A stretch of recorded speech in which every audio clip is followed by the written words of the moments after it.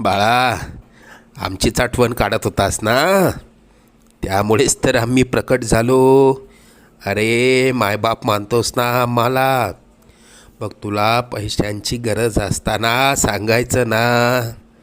कोणापुढेही हात पसरू नकोस. लोक 2-4 हजारांची मदत करतीलही, पण तुझ्या मागे सर्वांना तुझी मजबुरी हसत सांगतील. आता तुला कोणापुढे हात पसरण्याची वेळच येणार नाही. तू आजपर्यंत भरपूर दुःख सहन केलंस. लवकरच तुझ्या रडक्या भाग्यात सुखाचे दिवस येतील. तुझ्या मनात असलेली इच्छा पूर्ण होऊन अक्कलकोटला पेढे घेऊन येणं होईल. येशील ना आम्हाला भेटायला अक्कलकोटला? सगळं मनात